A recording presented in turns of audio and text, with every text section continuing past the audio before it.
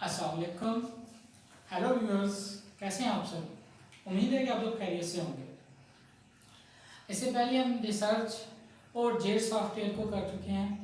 Z software की installation का method previous videos के अंदर डिस्क्राइब किया जा चुका है। फिर जेड से किस तरह से अननोन मटेरियल को कैलकुलेट किया जाता है, उसकी इंफॉर्मेशन की जाती है, फिर उसका JCPDF कार्ड कैसे मैच किया जाता है, एंड साथ साथ उसके जो डिफरेंट पैरामीटर्स हैं या HKL वैल्यूज़ जो हैं उन्हें किस तरह से कैलकुलेट किया जाता है, ये सारे का सारा जेड के जो प्ले लिस्ट है उसके अंदर ये सारा डिस्क्राइब किया जा चुका है।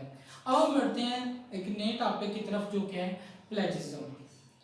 अक्सर ही हमें सुनने में आ रहा होता है प्लेजिज्म, मेरा इतना प्लेजिज्म आ गया, मेरा इतना प्लेजिज्म आ गया। अक्सर ही लोगों को आपने देखा होगा जो रिसर्च कर रहे होते हैं, मतलब कुछ सीनियर्स लोग जो हैं उनमें से अक्सर आपने देखा होगा कि वो भाग रहे होते हैं जी कि प्लेजिज्म आ गया है।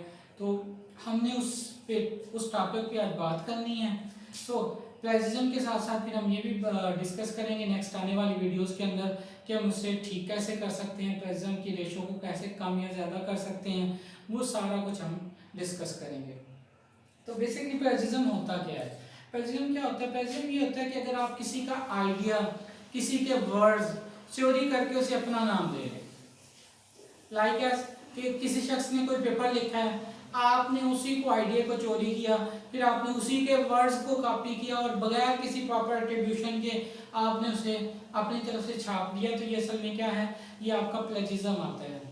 लाइक एज कि अगर आपने किसी का आइडिया ले रहे हैं तो बकायदा आपको उसको नॉमिनेट करना पड़ेगा, मीन्स है कि उसका एक रेफरेंस देना पड़ेगा, उसको साइटेशन में लेकर आना पड़ेगा, तब तो आप मतलब कि प्लेजिज्म से बच सकते हैं। अदरवाइज आपके पास ऐसा कोई ऑप्शन नहीं है कि फिर आप प्लेजिज्म से बच सकें। सो सिंपल वर्ड में हम ये कहते हैं, it means using someone else's words और ideas without proper attribution. Means as के किसी दूसरे के आइडियाज को, किसी दूसरे के वर्क को, किसी दूसरे के वर्ड्स को बगैर किसी प्रॉपर एट्रीब्यूशन के, लाइक एज बगैर किसी साइटेशन के, बगैर उसकी इजाज़त के आप अगर कॉपी करके या किसी भी तरीके से यूज़ करके आप उसे इस्तेमाल करना चाहते हैं तो वो आपका क्या आता है? प्लेजिज्म आता है। अब प्लेजिज्म में बेसिकली हमारे पास डिफरेंट सॉफ्टवेयर होते हैं जिनसे हम प्लेजिज्म चेक कर लेते हैं, लेकिन सबसे बेहतर जो अल्टरनेटिव है जो कि जस्ट इंस्ट्रक्टर्स को ही दिया जाता है, बट उसे स्टूडेंट्स के लिए भी यूज़ किया जा सकता है। सो उसका भी एक प्रोसेस है अप्लाई करने का, सो उस पर भी हम नेक्स्ट कभी बात करेंगे। अभी हम प्लेजिज्म की तरफ चलते हैं कि प्लेजिज्म हमने डिस्कस किया है कि प्लेजिज्म किसी दूसरे का वर्क है। अब हम डिस्कस करते हैं कि प्लेजिज्म की टाइप्स क्या हैं, कि कौन कौन सी टाइप्स हैं।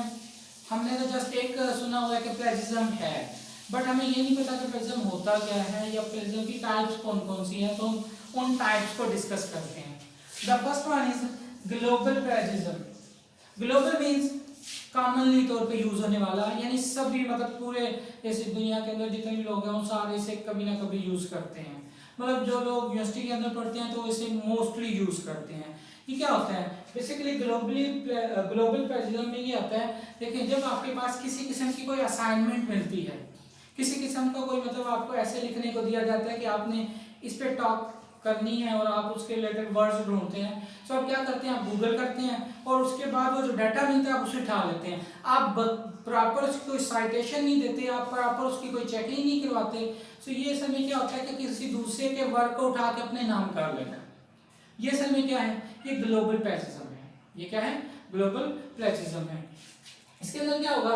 इसके अंदर आपकी तमाम असाइनमेंट्स होंगी जो कि आप बगैर पूछे, बगैर किसी वेबसाइट की ऑथेंटिकेशन के या फिर आप कह लें कि उनकी कंफर्मेशन के बगैर आप इसे यूज करते रहते हैं।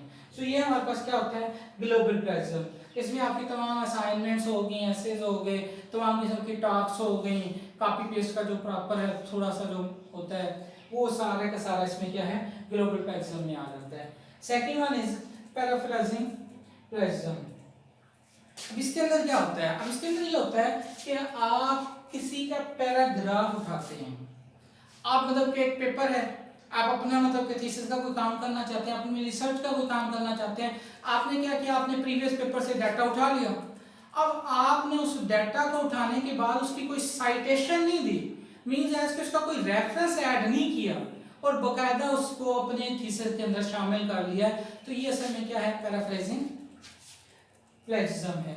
मतलब आपने उसे चेंज तो कर लिया, मतलब उस आगे आइडिया को थोड़ा सा आगे पीछे करके चेंज कर दिया है, लेकिन हुआ क्या है कि जब आपने चेंज कर दिया ना, तो अब आपने उसे साइट नहीं किया कि सपोज एज आपने किसी चीज की रिलेटेड कंफर्मेशन और किसी मटेरियल की कंफर्मेशन का डिफाइन किया है।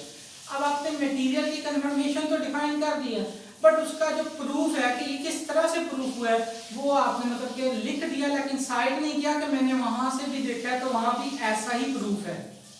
सो इस किस्म का जो भी प्लेजिज्म आता है वो क्या होता है, पैराफ्रेजिंग प्लेजिज्म होता है। मतलब आप किसी का डाटा उठा के यूज करते हैं और उसे साइड नहीं करते, तो इस किस्म का जो भी प्लेजिज्म होगा वो पैराफ्रेजिज्म होगा। फिर है वर्बैटिम प्लेजिज्म। वर्बैटिम प्लेजिज्म में क्या होता है, आप किसी का भी डाटा उठाते हैं, कॉपी पेस्ट करते हैं, आप किसी का भी डाटा उठाते हैं फिर उसे कॉपी पेस्ट कर देते हैं, तो ये क्या होता है, वर्बैटिम प्लेजिज्म होता है। इसकी एग्जांपल आपको यहाँ स्क्रीन के ऊपर नजर आ रही होगी। तो ये स्क्रीन के ऊपर आप देख सकते हैं कि हमने उसका एक लेआउट बना के दिखाया है कि कैसे आपने एक जगह से डाटा दूसरी जगह पे कॉपी किया, उसकी जो एग्जांपल है वो स्क्रीन पे शो हो रही है। सो कॉपी पेस्ट का जो होता है इसे हम क्या कहते हैं, वर्बैटिम प्लेजिज्म। और दूसरा होता है मोज़ेक प्लेजिज्म। मोज़ेक प्लेजिज्म में क्या होता है, मोज़ेक प्लेजिज्म में ये होता है आप एक लाइन एक ऑथर की चूज करते हैं, दूसरी लाइन किसी और की, तीसरी लाइन किसी और की, फोर्थ लाइन किसी और की, मतलब इस तरह से आप डिफरेंट लाइंस उठाते हैं, उन डिफरेंट लाइंस को एक ही जगह पे रख के आप अपना कोई एक टेक्स्ट तैयार कर लेते हैं। तो ये जो प्लेजिज्म की टाइप है ये क्या है, मोज़ेक प्लेजिज्म है। सो इस किस्म के जो प्लेजिज्म है उसकी एग्जांपल स्क्रीन पे शो हो रही होगी, आप देख सकते हैं। इससे आप अंदाजा लगा सकते हैं कि किस तरह से आप एक जगह से दूसरी जगह मतलब के प्लेजिज्म में किस डाटा को कॉपी करके आप किस तरह से प्लेजिज्म लेकर आ रहे होते हैं। So next one is citing incorrectly. Citing incorrectly, इसमें क्या होता है कि आप सही तरीके से साइट नहीं करते, जिसकी वजह से प्लेजिज्म आता है। आपने अक्सर देखा होगा, अक्सर लोग रो रहे होते हैं कि जी हमारा जो क्या नाम है रेफरेंस है उनके अंदर भी प्लेजिज्म आ रहा है, हालांकि रेफरेंस के अंदर प्लेजिज्म नहीं आना चाहिए। उसकी रीजन क्या होती है, उसकी रीजन यही होती है कि बकायदा उसे प्रॉपर तरीके से साइट नहीं किया जाता, बस जैसे लिखा होता है उसे उठा के कॉपी पेस्ट कर दिया जाता है। कॉपी पेस्ट हमेशा नुकसानदेह होता है। सो आप हमेशा क्या करेंगे, आप हमेशा एक प्रॉपर वे के साथ उसे साइट करेंगे और फिर उसके जो रेफरेंस हैं उन्हें किसी खास स्टाइल के अंदर, जैसा कि एपीए स्टाइल या एमएलए स्टाइल है, उसके अंदर आप इसे लिखेंगे। सो जैसे ही आप उसे एपीए या एमएलए स्टाइल के अंदर लिखेंगे तो उसमें फिर आपके पास कभी भी रेफरेंसेस के अंदर कभी भी आपके पास प्लेजिज्म नहीं आएगा। इसकी एग्जांपल आपके पास स्क्रीन के ऊपर शो हो रही है। And next one is self plagiarism. Self plagiarism में क्या होता है, आप किसी डाटा को पढ़ते हो, उसके बाद आप अपने वर्ड्स के अंदर उसे लिखने की कोशिश करते हो, लेकिन होता क्या है कि आप इतना मतलब कि इतना आपकी प्रैक्टिस नहीं होती।